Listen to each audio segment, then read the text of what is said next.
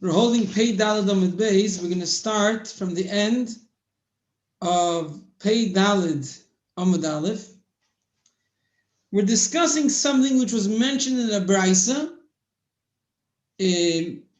Just by the way, as we were speaking about a whole different subject regarding a ship, the reasons why a boat would be tar or not, we mentioned that any earthenware utensils are never become tamim midras, which means even if you made a chair out of earthenware and a zov sat down on it, that sat down without touching it, which typically a chair, a place which is designated for sitting, and a zav or anita sat down even without touching it, it becomes an avat tuma, becomes like the strictest level of tuma. But kli cheres, if it's made out of earthenware, it's not out of wood, not out of metal.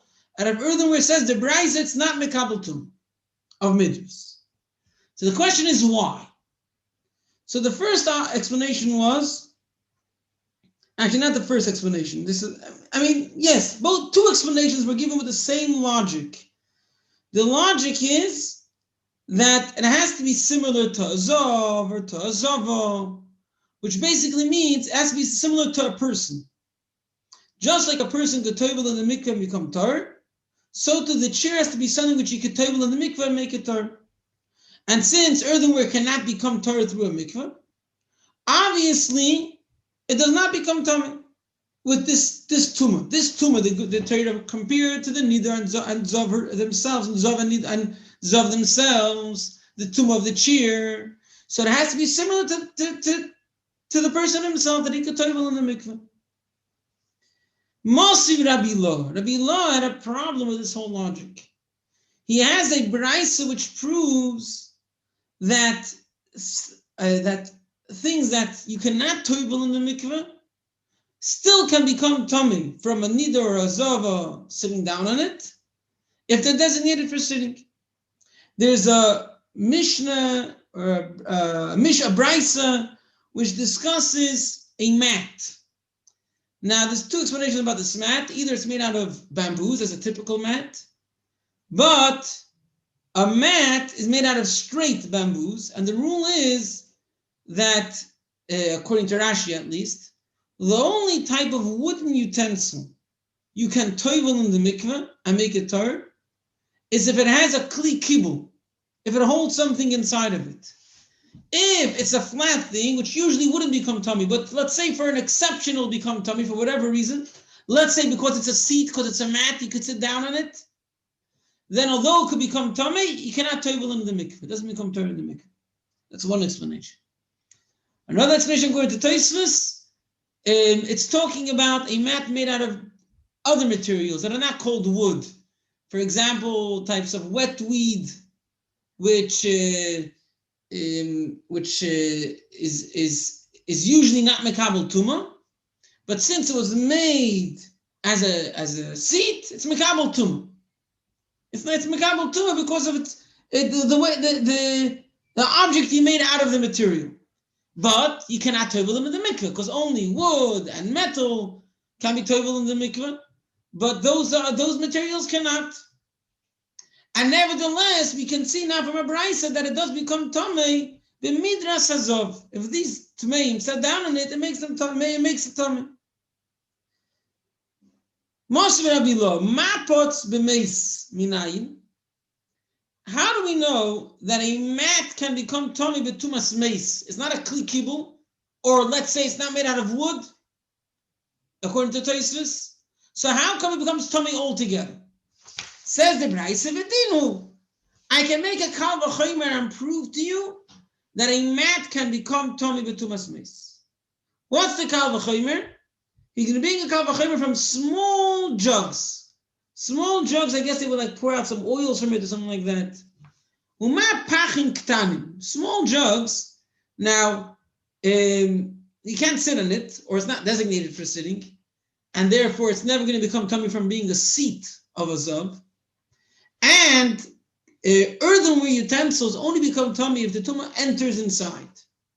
Now the zav can't stick his finger inside. The opening of those, whatever they were called, those containers, were made with a very narrow opening. and he couldn't stick in a finger. So there's no way that the Zav, or the Nida, any of those would enter the space of this utensil. So it can never become Tommy Bezav. Uma Pachim Ktanim. Small jugs, small bottles made out of earthenware. Shetohirin Bezav. It can never become Tommy with a Zav because it's never a seat for a Zav and he can't enter it.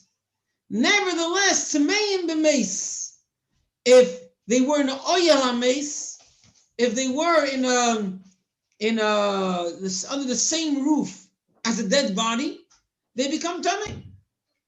So we see that tumas meis can make more things tamei than a zov.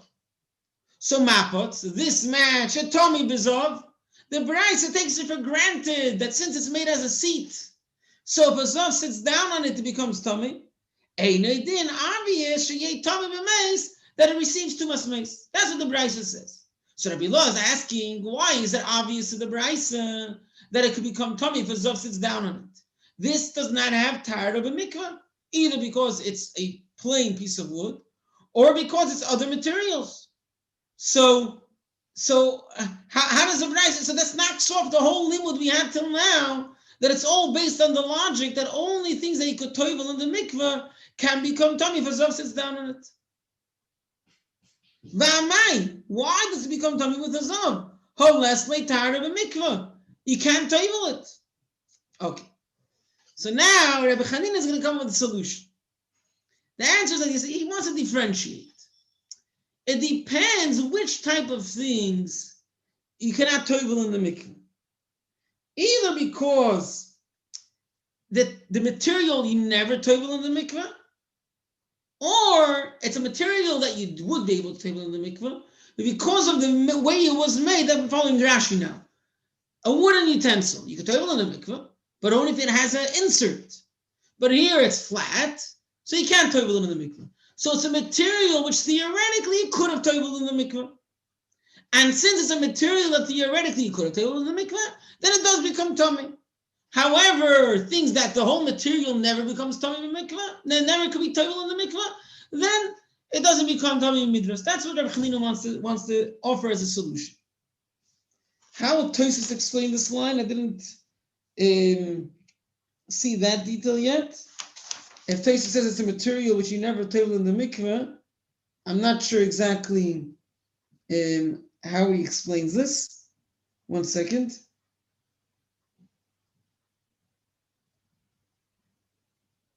I'm not sure. I have to look it up later how Tosfos explains it. Let's follow Rashi now. Amar le Rabbi Chanina shani hosam. A mat is different. Since the type of material has a type of a mikveh. Now, if Rabbi Chanina would suggest this logic from his own mind, it will be knocked off immediately.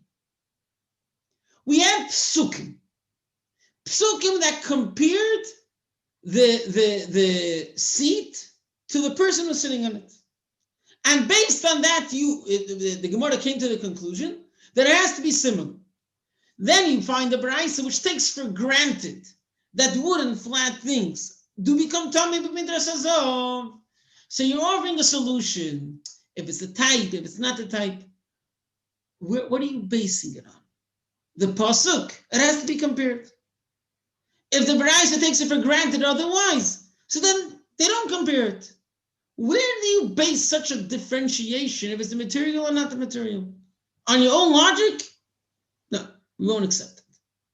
The only way you can offer such a thing is if you have a pasuk supporting you. If we compare it based on a pasuk, so how can you come with a difference? Who cares if it's a difference? Do you learn from the pasuk? Do you not learn from the pasuk? Amar le, so Rabbi Lo told Rabbi Chanina, Rachmana litzlan mihai daita. May Hashem save us from this logic you're telling us. What are you basing it on? You found a problem in a Braisa, so you're offering your own invention? It doesn't make sense. You're basing it on a pasuk. Are you comparing it or are you not comparing it? So you answered him back, Punkt verkehrt. Rachmana litzlan midaita didoch. May Hashem save us from your opinion. Why? Because I do have a basis. I'm not saying it based on my logic. And therefore, Hashem helped that my logic should be preserved. It wasn't just attacking each other. Rabbi was saying, if you're making this up, Hashem should make sure we should never think such things because it doesn't fit with the rules of Torah. Says Rabbi Hanina, but since I do fit with the rules of Torah, so may Hashem save us that your attack should not be accepted because I am basing my logic on rules of Torah. What is it? I have a pasuk. Says, okay, speak up. Yeah. Says the Gemara, okay. That means he had a basis. What is it? Today, there are two psukim. There's one pasuk that says about a zov,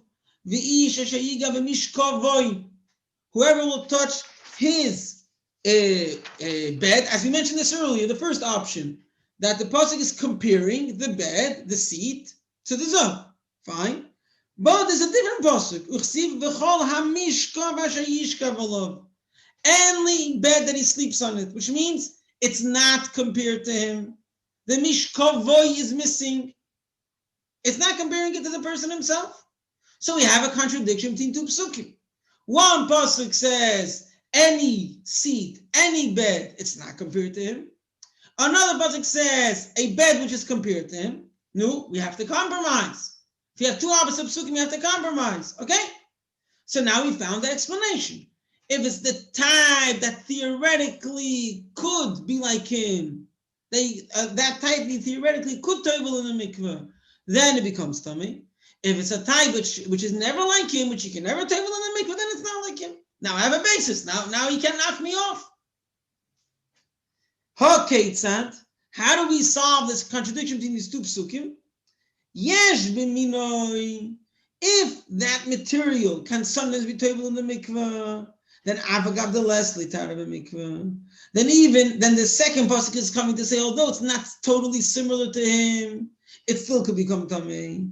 Ain't b'minoi, but if that type never could be tovel in the mikveh, makish mishkav loy. Then the Torah compares the seat or the bed to the person himself. That only if it could be toveled in the mikveh, since it can never be tovel in the mikveh, it doesn't become tamei. Fine. So we solved it. The two first explanations that are basing it on the comparison between the seat and the person that it has to be tovel in the mikveh is accepted. But comes Rabbi and offers a different explanation to the halacha why a earthenware utensil cannot become tummy as a seat of a zav from a whole different basis, which will solve the whole problem we had before. Rava Omar, Midras Klicheres Tor Mihocha. How do we know that earthenware utensils cannot become tummy by a nida sitting on it? I have a different source. The pasuk talks about the fact that a klicheres only becomes tummy from the inside. And therefore the Torah says, if you have a klicheres, an earthenware utensil, with objects inside, and you seal the top, summit pasul is tightly closed and it's sealed on the top, then whatever is inside this Torah and the actual utensil is Torah, even if it's in the same house, under the same roof as a dead body. The pasuk uses the word v'chol kli pasuach. Any open utensil which is not sealed is tamei. We should now understand that if it's sealed, it's Torah. But it uses the kol. It's coming to include all types. Now, if a person is including all types, so there's many types of utensils he may have in the house. Some of them may be a seat for his wife. He has a earthenware utensil made into a seat with some storage on the bottom that he designated as a seat for his wife. And it's one of the utensils he has in his house. And the pasuk is telling us any earthenware utensil you have, if you seal the opening, it will save whatever is inside. Why would it save it? If it's a seat and she sits on it, it's tummy. If it's tummy, it doesn't save anything inside. So obviously the Torah is saying that any earthenware utensil can only become tummy by things entering its space. There's no other way. And therefore, any earthenware utensil that you sealed its opening, well, whatever is inside will always be Torah.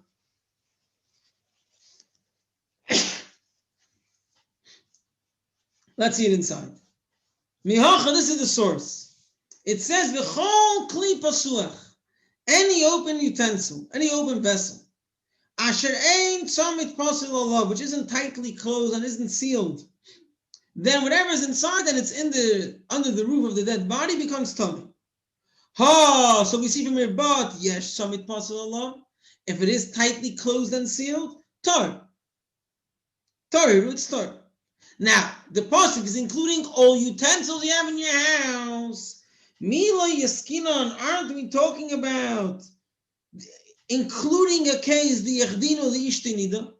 If I designated a earthenware utensil for a nida to sit down on, the Torah still says that whatever is inside is tar, if it's sealed.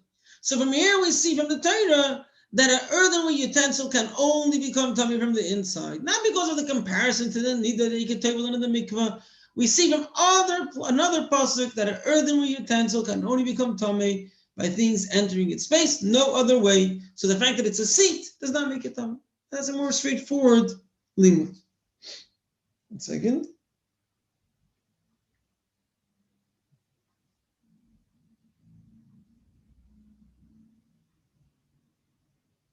Okay. Fine. Okay. So we solved this discussion regarding earthenware utensils, that they can never become a seat that becomes tummy from a nida or from a zav. And there were three options where we learned this from. Two are the same idea. There's a pasuk that compares it to a zav or to a zava. So the comparison says that if you could toivel it in the mikveh, then it could become tummy b'midras. If not, it cannot become tummy b'midras. And then we had a question on that we see that a mat could become tummy b'midras, although you cannot toivel it. And then the answer was that there's a differentiation, whether it's a material that in other forms can be toivel in the mikveh, then it does become tummy b'midras. If it's a material that never you could table in the mikveh, you can never table in the mikveh, then it doesn't become tummy b'midras, because we have two psukim. One pasuk which compares it to the zava, and one pasuk which clearly does not compare it to the zav. And therefore we have this in between, that it depends if it's a material which theoretically could be tabled. And then Rabbi says no. It's based on a pasuk about open earthenware vessels in oil ames, that it says whenever you seal them, they're fine, no matter what type. Which means that even if it was a seat, it still could say whatever's inside, it doesn't become tum. Now, since we're starting with, so to say, random things that are based on psukim in Tanakh, whether as a hint, whether as a source, so we're going to a whole new subject, the subject of kilei zroim. Kilei zroim. In Eretz Yisrael, you're not allowed to plant different types of plants, different types of grains next to each other. It's not so clear what's the din d'oraisa, what's the din d'rabbanon.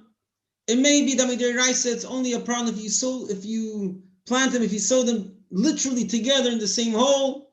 D'rabbanon if they're close to each other, or it could be that even d'oraisa it's a problem if you plant it close to each other in Eretz Yisrael. The question is, what's called close to each other? So it's very unclear, the exact rules. So let's take Rashi's approach.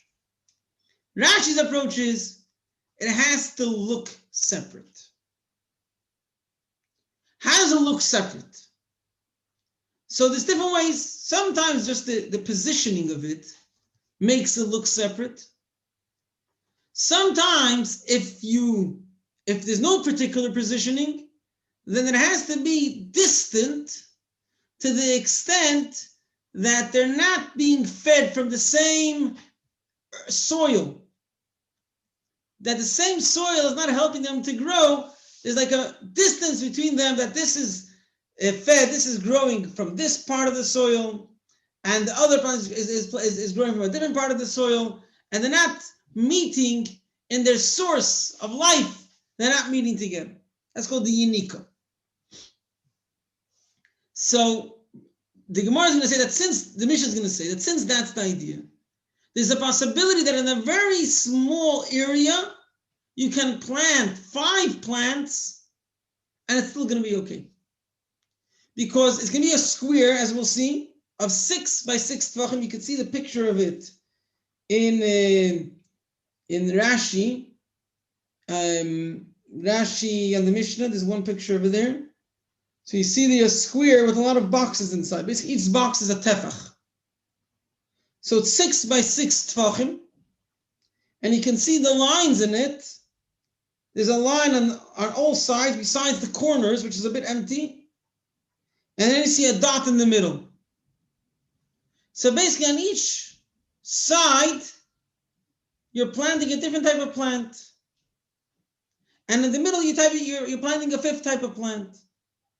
Now the sides are very close to each other, but they're in different directions with a tiny space, which the positioning tells you they're separate. Then the middle has no positioning, it's not a line.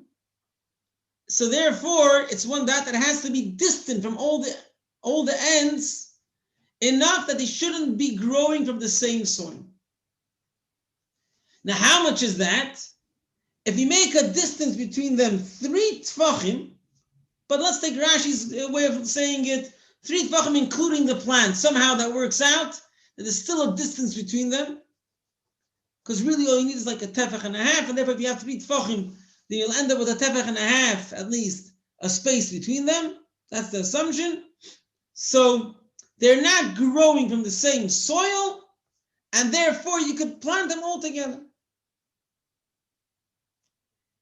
Now, how did they come to that conclusion?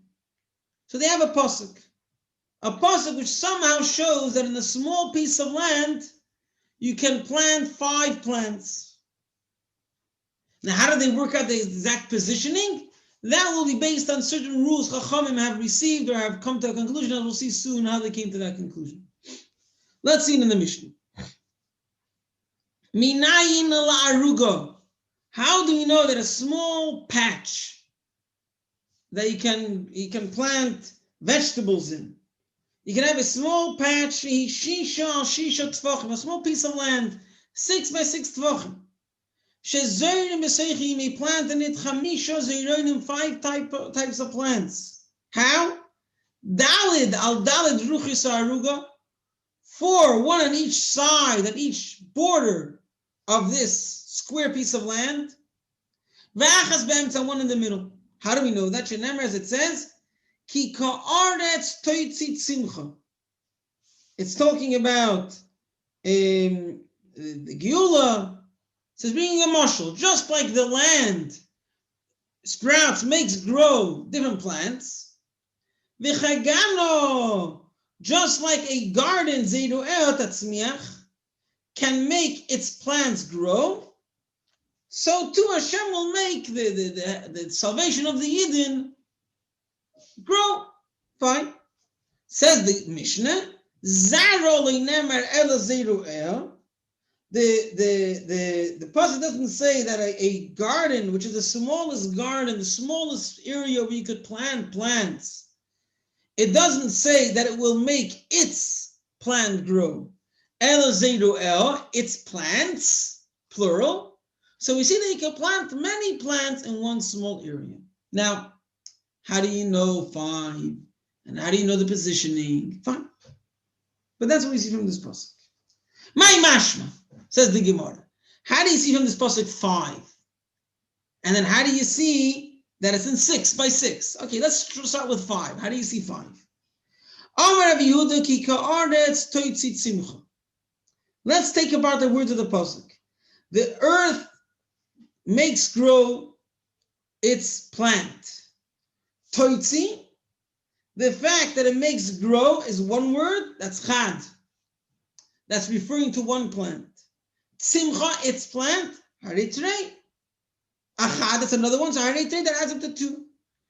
So a lot of times when it says first the verb and then the noun, we learn from it that the verb is as if detached from the noun. It makes things grow, and it makes its plant grow. So it makes a plant grow, and its plant, so there's 2 plants already. Fine. Then, zeiru eha, its plants, okay. Today, that's clearly 2. Ha'arba, so we see 4. and then tatzmiach chad. Okay, so here's the opposite. Here's the noun before the verb, but we also separated that it's another plant. Hachamisha. So we see that you have 5 plants. Okay, but it could be 5 plants in a large field. It's not plants, it's seeds. Seeds. Fine. Seeds to grow different types of plants. So we want to be able to plant in one small area different types of plants. So seeds of different types of plants. Okay, but it could be a large field. Who tells you that it's in 6 by 6 tvachim? So here Rabbanan used a rule that they knew. Soon we'll see how they knew. V'kim lahu Rabbanan. The Rabbanan knew the chamsha b'shita leyanki mehadodi. That if you spread out in this positioning 5 plants within 6 by 6 tvachim, at least the middle one will not grow from the same soil as the plants on the side. They knew that. They had rules that they knew about these 3 tfachim, that if you spread them out within 3 tfachim and there's some space in between, then they don't grow from the same soil. And therefore, if they're looking for which size of a field is this pasuk referring to, it will be referring to a space of 6 by 6 tfachim. Okay, soon we'll see what's the source of this knowledge. And then whatever, we'll deal with this a bit more Mitzvah tomorrow. I wonder how much we'll be able to cover it in this subject. So that's what we started off, is the fact that you could plant within this small place 5 types of plants. So to summarize again, we're talking about, first we spoke about an earthenware utensil, that if it's made as a seat for a zova, it does not become with a severe tumah, it does not receive that tumah of a seat that is an avatum. How do we know that? So 2 opinions compared it either to a zova or to a zova, just like she can table in the mikveh. There's a pasuk which compares it, mishkavoi, or the pasuk which says, kimishka midasai yehlo, it'll be to her. So from this we see that it has to be like her or like him, that they could table in the mikveh. If it's a material that cannot be tabled in the mikveh, it does not become tummy. As Rabbi Loi, a mat cannot be tabled in the mikveh and can become tummy as a seat. Says Rabbi Chanina, it depends if it's the material in another form can become tummy, can be tabled. Says Rabbi Loi, where do you take that from? There's 2 psukim. One pasuk compares the seat to the zava, and one pasuk doesn't, to the zava. One pasuk says mishkav, one pasuk says mishkav, kol mishkav. So it's like in between. If it's the material that theoretically can be toiveled, then it becomes tamei. If it's a different material, it doesn't become tamei. Rabbi learns it from Tzomit Pasuk. The Pasuk says, kol kli pasuach, that any utensil, any earthenware utensil which is sealed, does not become tamei in oil mace. Why not? Maybe it's a seat. So we see that it only becomes tamei from the inside, not from the outside. Then the next Mishnah spoke about kilei zroim. You cannot plant different plants, different seeds of different plants, too close to each other, which is different rules. It has to look separate, and if not, it has to not grow from the same soil. So they worked it out that it's 5 within an area of 6 by 6 tefachim, 4 on each side, and they look separate, and then 1 plant in the middle. Where do they base it on? A pasuk in Yeshaya, which says 5 expressions of growing things from the earth in one garden. So we see that you could plant in one garden 5 types of seeds, 5 types of plants. Okay, but it could be a large garden. So here Chacham used the rules that they knew, that if they're spread out within 3 tefachim, they don't grow from the same soil. So that's how they applied to which measurement this pasuk applies. So tomorrow we'll continue in this subject.